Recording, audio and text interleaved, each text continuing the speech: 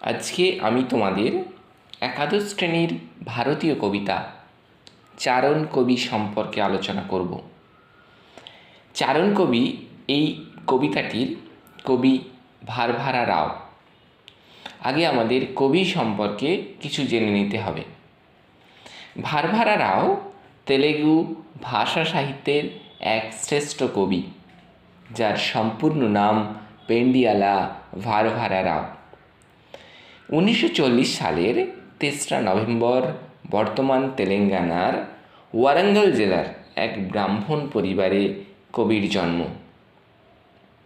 তিনি সমাজকর্মী, কবি, সাংবাদিক, সাহিত্য সমালোচকও বটে। সমাজের অবহেলিত, অত্যাচারী, দরিদ্র মানুষের প্রতিবাদী মুখ ছিলেন এই ভারভারা রাও। রাষ্ট্রদ্রোহী বিভিন্ন কাজকর্মের অপরাধে তাকে বহুবার কারারুদ্ধ করেছে তৎকালীন সরকার বা রাষ্ট্রীয় ব্যবস্থা। কিন্তু তিনি এমন কোনো কাজকর্ম করেননি যার ফলে রাষ্ট্রদ্রোহী কোনো মনোভাব প্রকাশ পায়। যাই হোক, 1973 থেকে 75 খ্রিস্টাব্দের জরুরি অবস্থার সময়ে তাকে কারাবাস করতে হয়েছে। 1980 সালের শ্রমিক আন্দোলনের সময় তাকে গ্রেপ্তার করা হয়েছে। পর্যায়ক্রমে এভাবে দেখলে প্রায় 13 বার কবিকে কারারুদ্ধ হতে হয়েছে। এই এক সাধারণ প্রতিবাদী কবির কবিতা চারণ কবি। আগে আমাদের জেনে নিতে হবে চারণ কবি কাকে বলে। চারণ কবি তাকেই বলা হয় যিনি আন্দোলনের সময় বহু স্বদেশী বিপ্লবাত্মক গান ও নাটক রচনা করে খ্যাতি অর্জন করেছেন। এরকমই একজন কবি ভারভারা রাও। ভারভারা রাও তার কবিতা তেলেগু ভাষায় লেখেন, এর আগে আমি বলেছি। কিন্তু বাঙালি চারণ কবির কথা যদি বলা যায় তাহলে মুকুন্দ দাসের কথা বলতেই হয়। এবার আমরা মূল কবিতায় চলে আসব, কিন্তু তার আগে এখানে একটি খুব গুরুত্বপূর্ণ প্রশ্ন রয়েছে যে এই চারণ কবি এই কবিতাটি তেলেগু বাংলা ভাষায় অনুবাদ করেছেন বাঙালি কবি শঙ্খ ঘোষ। এবার আমরা মূল কবিতায় চলে আসছি। নিয়ম কানুন যখন সব লোপাট, আর সময়ের ঢেউ তোলা কালো মেঘের দল ফাঁস লাগাচ্ছে গলায়, চুইয়ে পড়ছে না কোনো রক্ত, কোনো চোখের জল নয়, ঘূর্ণি পাকে বিদ্যুৎ হয়ে উঠছে বাজ। প্রথমে লোপাট কথার অর্থ নিশ্চিহ্ন বা সমূলে বিনাশ। চুইয়ে পড়া বলতে গড়িয়ে বা ঝরে পড়ার কথা বলা হয়েছে। নিয়ম কানুন যখন সব লোপাটে, অর্থাৎ সমাজ বা রাষ্ট্র ব্যবস্থায় সব নিয়ম কানুন নিশ্চিহ্ন হয়ে গেছে, এক অনিয়ন্ত্রিত সমাজ ব্যবস্থা চলছে যেখানে দরিদ্র অবহেলিত মানুষ শোষিত শাসিত হচ্ছে। আর সময়ের ঢেউ তোলা কালো মেঘের দল ফাঁস লাগাচ্ছে গলায়। কালো মেঘের দল বলতে রাষ্ট্রীয় ব্যবস্থায় দুর্নীতিগ্রস্ত, নিয়ম না মানা, স্বার্থান্বেষী মানুষকে বোঝানো হয়েছে। কালো মেঘ যেমন ভয়ঙ্কর বার্তা বহন করে, এরাও ঠিক তেমনি সময়ের সঙ্গে সঙ্গে পাল্লা দিয়ে দুর্দণ্ড প্রতাপ হয়ে ওঠে। সমাজ ও রাষ্ট্র ব্যবস্থার গলায় ফাঁস লাগাচ্ছে, প্রতিবাদী কণ্ঠস্বর স্তব্ধ করে দিচ্ছে।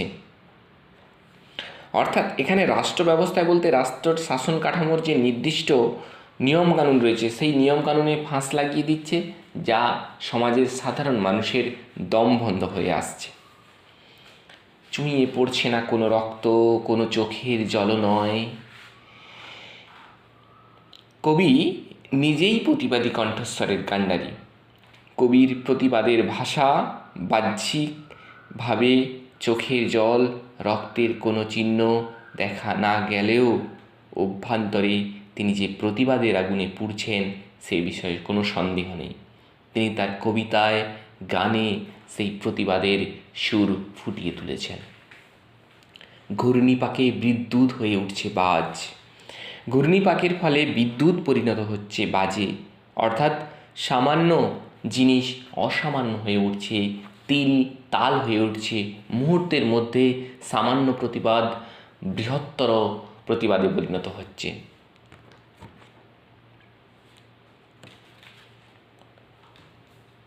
ঝিরঝিরে বৃষ্টিতে হয়ে উঠছে প্রলয় ঝড়, আর মায়ের বেদনাশ্রু বুকে নিয়ে জেলের গরাত থেকে বেরিয়ে আসছে কবির কোনো লিপিকার স্বর।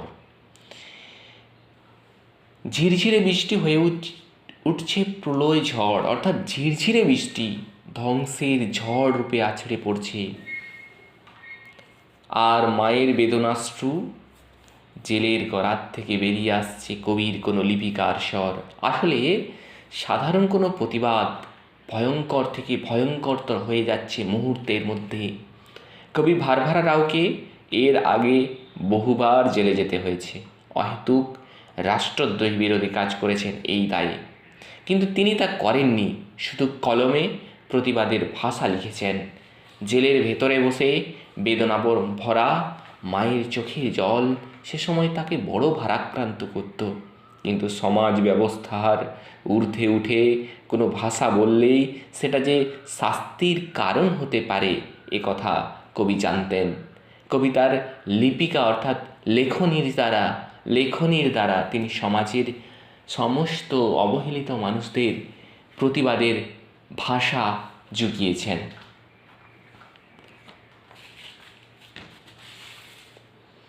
যখন কাঁপন লাগে জীবে, বাতাসকে মুক্ত করে দেয় সুর, গান যখন হয়ে ওঠে যুদ্ধের স্তব্ধ, কবিকে তখন ভয় পায় ওরা।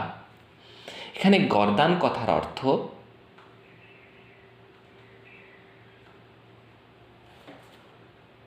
রাষ্ট্রের এই দশা, এই অবক্ষয়জনিত দশা, এই দুর্দশার প্রতিবাদে কবির জীব কাঁপে।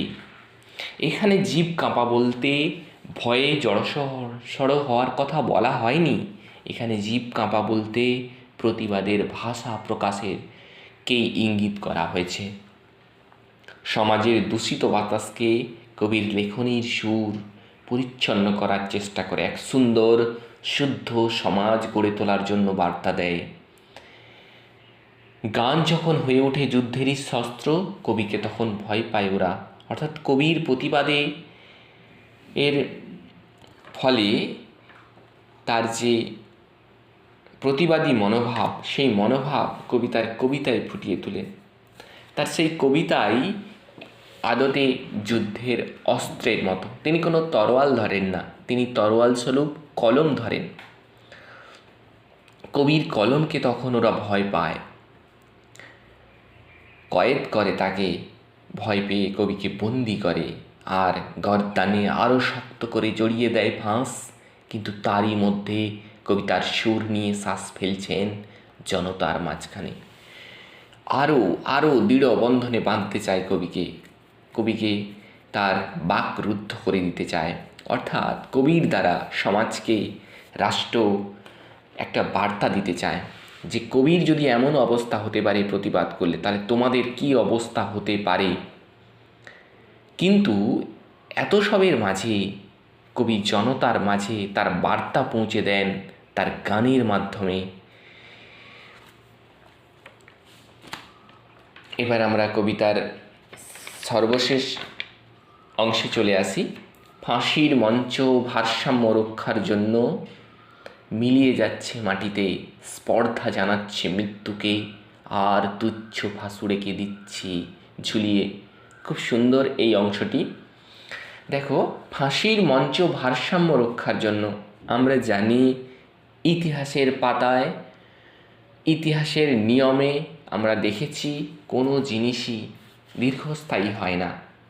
যে মঞ্চে নিরপরাধ মানুষকে ফাঁসি দেওয়া হয়, সে মঞ্চ ভারসাম্য রক্ষার জন্য একসময় মাটিতে মিশে যায়, ধুলোতে মিশে যায়, মিলিয়ে যাচ্ছে মাটিতে, ধুলোতে মিশে যায় তার ভারসাম্য রক্ষার জন্য। আদতে রাষ্ট্র ব্যবস্থার ভিত দিনের পর দিন নড়বড়ে হয়ে পড়ছে, স্পর্ধা জানাচ্ছে মৃত্যুকে, আর তুচ্ছ ফাঁসুড়েকে দিচ্ছে ঝুলিয়ে। অর্থাৎ প্রতিবাদী মানুষের কাছে মৃত্যু যেন একটা স্বাভাবিক ঘটনা হয়ে গেছে। তারা আর মৃত্যুকে ভয় পায় না, প্রতিবাদীদের মৃত্যুকে কুর্নিশ জানাচ্ছে, তাদের স্পর্ধাকে বাহবা দিচ্ছেন কবি। তুচ্ছ ফাঁসুড়ে ও সামান্য রাষ্ট্র চালনাকারীদের অবসান ঘটছে, তারা যে নিজেরাই এখন ফাঁসির মঞ্চে ঝুলছে এই বিষয়ে কোনো সন্দেহ নেই। অর্থাৎ রাষ্ট্রের চালিকা শক্তি যারা রয়েছেন, কিংবা যে ফাঁসুড়ে অপরাধীদের শাস্তি দিত, এখানে অপরাধী না বলে নিরপরাধীদের শাস্তি দিত, তাদের অবস্থা আজ নিশ্চিহ্ন, অবসন্ন, হারানোর পথে, তারা মৃত্যু পথযাত্রী হয়ে পড়েছে। প্রভাবশালী, অনিয়ন্ত্রিত, দুর্নীতিগ্রস্ত রাষ্ট্র আজ নিশ্চিহ্ন হয়ে গেছে কবির কলমে, কবিতায়, গানের দ্বারা। আমার এই কবিতা তোমাদের যদি ভালো লেগে থাকে তাহলে তোমরা একটি লাইক করে দিও, বন্ধুদের মধ্যে শেয়ার করে দিও, আর সাবস্ক্রাইব করতে ভুলো না। এখান থেকে একটি প্রশ্ন তোমাদের কাছে আমি রাখবো, সবাই কমেন্টে আমাকে উত্তরটি জানিও।